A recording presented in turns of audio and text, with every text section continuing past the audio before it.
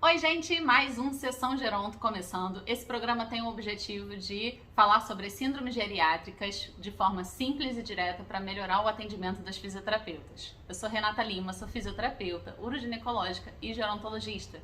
E o tema de hoje é insuficiência cognitiva. Vocês já podem ter ouvido falar ou ter visto na literatura também insuficiência cerebral. Mas a nomenclatura também não está errado, tá? Mas a nomenclatura que eu vou usar aqui é insuficiência cognitiva. Bom, mas aí você deve estar me perguntando assim, Renata, que diacho é insuficiência cognitiva? Simples. A gente está falando das 3 Ds da geriatria: demência, delírio e depressão. E aí, gente, explicando um pouquinho mais, basicamente, a insuficiência cognitiva são as doenças ou disfunções que acometem a nossa função cerebral. E o que está envolvido com isso? A nossa cognição, que é o próprio nome da insuficiência, já fala, e o nosso humor também. Lembra que a cognição e o humor, eles estão diretamente relacionados com a nossa capacidade de autonomia, aquela capacidade de tomar decisão.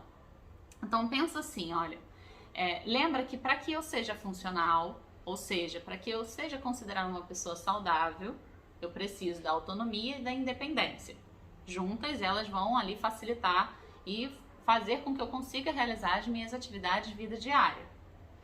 Bom, e no caso da autonomia, como eu já disse, a minha capacidade de decisão, e ela precisa de todas as minhas funções cerebrais, ou seja, vamos lá, todas as minhas faculdades mentais. Desculpa, vamos lá. E o que significa isso? Por exemplo, para eu gravar esse vídeo aqui agora, eu dependia, ou melhor, estou dependendo da minha faculdade mental. Então eu preciso ter o planejamento, eu preciso saber reconhecer o objeto, eu preciso saber como mexe no objeto, eu preciso ter habilidade para lembrar de funções, enfim, eu preciso que a minha função, ou seja, minha faculdade mental esteja adequada. Além disso, eu preciso de humor também, eu preciso de motivação para estar aqui, porque se eu não tiver motivação, automaticamente eu não vou querer gravar esse vídeo. Então, repara que um simples gesto, uma simples atividade, essa aqui é uma atividade mais avançada, de atividade de vida diária, mas para isso eu preciso da minha cognição e humor, ou seja, eu preciso da minha autonomia. E aí, como eu falei, a insuficiência cognitiva, ela está envolvendo ali as 3 Ds da geriatria, né? Demência, delírio e depressão. E por que eu preciso, fisioterapeuta, preciso saber disso? Bom, primeiro porque a gente atende justamente pacientes, pessoas idosas que estão com demência. A gente já viu pacientes, já teve contato com pacientes que apresentaram quadro de delírio. E a gente muito provavelmente tem contato com pessoas que tenham ali sintomas depressivos ou a própria depressão. Então é importante que eu entenda e reconheça, opa, esse paciente é um paciente de insuficiência cognitiva. Lembra da importância? No vídeo anterior eu falei das síndromes geriátricas de forma geral, são 7. Eu estou começando agora pela primeira, digamos assim. E se eu reconheço que a pessoa já tem uma síndrome, eu devo agora investigar as demais, para que eu possa ali avaliar o risco que essa pessoa tem, para eu poder abordar de forma mais assertiva e definir qual o perfil desse paciente para que eu possa ali saber se eu vou prevenir ou se eu já vou começar com uma intervenção para tentar manter o que tem, ou mesmo se eu vou estar ali num paciente de cuidados paliativos. Por isso que é importante também, lógico, a gente conhecer o curso natural da doença, para que a gente entenda que estágio está esse paciente, como eu devo abordar, enfim. Lembrando que a fisioterapia ela é muito importante nas insuficiências cognitivas, porque o exercício físico ele é um dos principais recursos terapêuticos para tratar, ou melhor, para prevenir, evitar o avanço do curso natural da doença. Então a gente entra como uma abordagem muito eficaz e muito efetiva. Então é importante que vocês tenham esse conhecimento e entendam, opa, isso é uma síndrome geriátrica, esse paciente já está dentro de uma das 7 Is, ou seja, uma das 7 síndromes. E aí você deve estar me perguntando, tá, Renata, ok, eu entendi o que é a síndrome, ou seja, o que é insuficiência cognitiva, já reconheci vários pacientes que então têm a insuficiência, mas para que eu devo rastrear isso? Bom, vamos lá. É importante que a gente identifique essa queda, esse declínio cognitivo o quanto antes. Então, qualquer paciente que você vá avaliar, você pegou o primeiro contato ali com o seu paciente, já observa, você vai fazer o rastreio cognitivo dessa pessoa. Existem diversos testes, eu vou falar daqui a pouquinho, segura aí que eu vou falar daqui a pouquinho sobre esses. E você pode ali, através desse rastreio, observar qual domínio específico daqueles que eu falei. Vou repetir aqui. Então, cognição é a nossa faculdade mental, ela está envolvida com a linguagem, com a nossa capacidade de memória, atenção, praxia, gnosia, a nossa percepção visoespacial, visopercepção. Então, tudo isso está envolvido na nossa faculdade mental. Função executiva. Então, alguns testes eu consigo observar cada domínio desse. E aí, com base nisso, o que eu vou fazer? Eu vou direcionar o meu atendimento de forma mais eficaz. Então, se eu já sei que essa pessoa ela está com um déficit de memória, então o que eu posso fazer para tentar evitar que esse declínio continue avançado? Eu posso começar a trabalhar exercícios de dupla tarefa. Então, na hora que eu for solicitar uma atividade motora, como por exemplo, vou fazer um trabalho de marcha com obstáculos. Então, o que eu posso fazer ali? Além disso, eu posso solicitar que essa pessoa ela memorize uma sequência de palavras, ela memorize uma sequência de números, para que ao final do percurso ou ao final do que você solicitou para essa pessoa fazer, ela repita para você. Então, automaticamente, eu estou trabalhando ali duas atividades, uma motora e uma atividade cognitiva. Então, a gente pode, através de um rastreio específico, a gente consegue ali trabalhar melhor o nosso atendimento. Por isso que a síndrome geriátrica é tão importante da gente ter esse conhecimento. Então, agora a gente vai criar uma outra situação. Imagina que você chegou no seu paciente de primeira vez, ou seja, primeiro ali a avaliação inicial, mas você não conhece a pessoa, mas você já sabe que é um paciente que tem uma demência, um Alzheimer, por exemplo. E a gente já sabe que o Alzheimer ele não tem nenhum medicamento hoje que interrompa o avanço da doença, o curso da doença, enfim. Então, você sabe que ele consegue reduzir os sinais e sintomas. Porém, a gente sabe que não tem cura. E aí você vai me perguntar, Renata, eu já sei que essa pessoa tem demência, ou seja, ela tem um Alzheimer, por que eu vou rastrear essa função cognitiva? Bom, eu já falei, a gente pode saber qual o domínio que está mais afetado, mas aí você vai falar, mas aí o Alzheimer a gente já sabe que é memória, função visoespacial, enfim.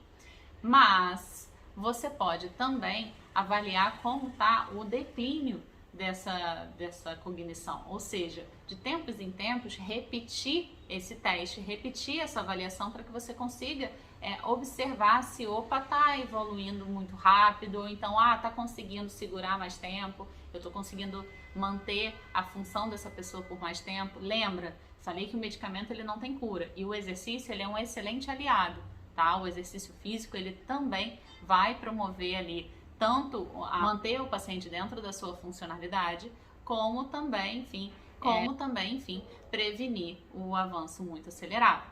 Então é importante que você faça esse rastreio ali, essa investigação continuamente. Mas, além dessa parte da demência, ou seja, dessas funções cognitivas, como eu mencionei antes, a função cognitiva ela também faz parte dela o humor. Então, a gente precisa rastrear como está o humor dos nossos pacientes. Porque sabe aquela situação em que você chega no paciente, conhece o paciente, começa a fazer a avaliação, começa a fazer o tratamento e ele não corresponde? Você solicita para fazer uma determinada atividade, solicita para fazer um determinado exercício, o paciente não quer, o paciente não está motivado. Você já pensou em fazer o rastreio de humor dessa pessoa? Muitas das vezes, essa pessoa não está motivada. Lembra que até para fazer exercício físico, para tudo a gente precisa de motivação. E para o exercício físico, muito mais, tá? Seja ele o nível que for, a gente precisa de muita motivação. Então, se você detecta com antecedência algum sintoma depressivo, você consegue encaminhar essa pessoa para um atendimento interdisciplinar, multiprofissional, que eu sempre comento sobre isso. E, além disso, intervir com abordagem também mais específica. Ou seja, você já sabe que você pode ali puxar um pouco mais do exercício. Agora, depende também de um outro detalhe. Se você identificar demais síndromes nessa pessoa, você tem que entender também em que perfil essa pessoa tá. Essa pessoa tá num perfil de prevenção, essa pessoa tá num perfil de manutenção, ou essa pessoa tá ali num perfil de tentar melhorar, pelo menos dar um suporte melhor para essa finitude dela. Então, qual é o perfil do paciente que você está rastreando? Então, é importante que você identifique as demais síndromes através de um rastreio amplo da saúde. E não me vem com esse papo aí que você atende só do paciente domiciliar e que por isso não dá para fazer esses testes todos que eu falo, a avaliação multidimensional, não vem com esse papo não, que eu também atendo paciente domiciliar e justamente eu faço os testes para rastrear, porque é melhor ainda que a gente esteja ali no ambiente o domicílio, o ambiente que essa pessoa está mais confortável, tá? Então não vem com esse papo não, que comigo não cola não. Pode fazer o rastreio, deve fazer, faça esse acompanhamento, então lembre-se de fazer os testes. E aí você deve estar me perguntando, Renata, que testes são esses? Bom, eu já mencionei um pouquinho sobre o Mini-Mental. Então, o Mini-Mental, ele é um teste muito simples e muito rápido de fazer, tá? E ele vai dividir os domínios, então você consegue avaliar por cada domínio, tá? Então, memória, você tem cálculo, você tem ali função visoespacial, então você consegue rastrear cada detalhe desse paciente. Com base nisso, a gente consegue utilizar recursos para que você possa associar o exercício, como eu já falei da dupla tarefa. Então, por exemplo, digamos que vou dar um exemplo de uma atividade que a gente pode fazer. Você quer trabalhar ali uma estabilização do paciente, porque ele também tem, vamos lá, outra síndrome geriátrica que eu ainda não falei, mas vou falar no próximo vídeo. Uma instabilidade postural, por exemplo. Então, você precisa trabalhar ali propriocepção, você precisa trabalhar força, você precisa trabalhar equilíbrio. E aí você está num estágio do exercício que você consegue fazer uma tração do paciente e ele vai caminhar e você tem um paciente que está com uma alteração visoespacial, um paciente que tem sintomas depressivos. Como é que eu vou solicitar que essa pessoa caminhe com uma resistência, caminhe até um ponto e retorne? Então, por exemplo, você pode botar pistas visuais. Então, isso já vai facilitar que essa pessoa reconheça. Opa, eu tenho que ir até ali, tocar minha mão e voltar.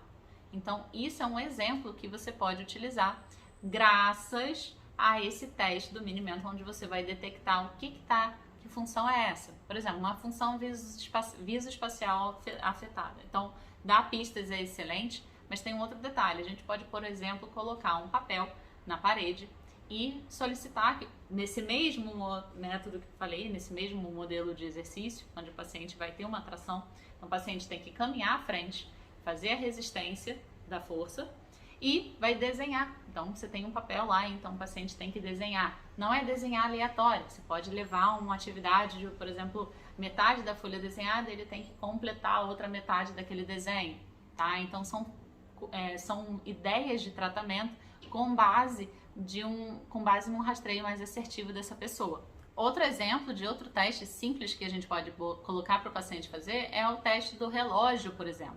O teste do relógio a gente consegue, além de outras funções cognitivas, também a função visoespacial, onde ele vai ter que desenhar um relógio e marcar um horário. A gente vai avaliar ali o círculo, a gente vai avaliar os desenhos, ou desenhos dos números, a posição dos ponteiros. Então, a gente consegue detectar ali a capacidade desse paciente de reproduzir um relógio analógico.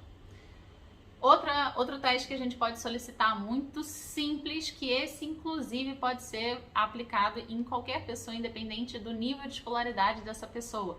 Um teste de fluência verbal, por exemplo, categoria animal, que inclusive a modalidade do teste é você solicitar o maior número possível de animais na categoria animal, de nome de animais, num período de 1 minuto. Essa pessoa tem que fazer ali pelo menos acima de 13 pontuações. Mas você pode inclusive utilizar isso como um recurso do seu tratamento. Então, quando você está ali solicitando que essa pessoa faça, por exemplo, um exercício de senta e levanta, simples assim, né? Além do senta e levanta, essa pessoa pode mencionar animais. Então, você pode solicitar isso também. Então, repara que o rastreio é importante para que a gente observe qual domínio está afetado, mas também vai servir para que norteie a gente para qual exercício a gente pode solicitar e como a gente vai solicitar. Quer ver um outro exemplo que eu gosto muito de falar? Eu sou da uroginecologia. Então, quando eu faço esse rastreio, é importante que eu entenda qual é o nível de declínio cognitivo dessa pessoa. Será que essa pessoa consegue compreender bem o que eu solicito? Essa pessoa, ela tem ali condição de compreender, essa pessoa tem ali condição de ouvir, processar e executar o que eu estou solicitando?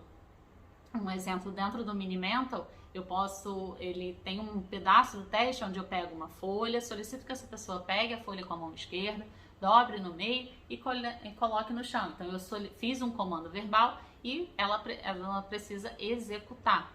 Então, será que dentro da fisioterapia pélvica ou dentro de qualquer área que você esteja ou seja, será que essa pessoa consegue executar o que você está solicitando?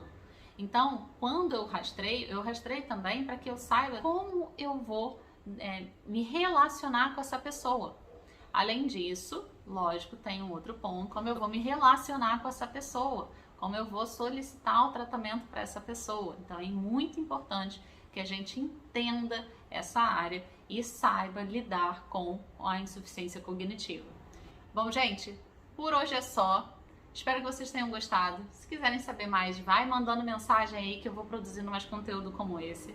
E não deixa de deixar o seu like, Olha a linguagem aí sendo afetada. Mas enfim, galera, não vai me avaliar aqui não, pelo amor de Deus. Mas deixa o seu like, compartilha esse vídeo e até o próximo vídeo. Tchau!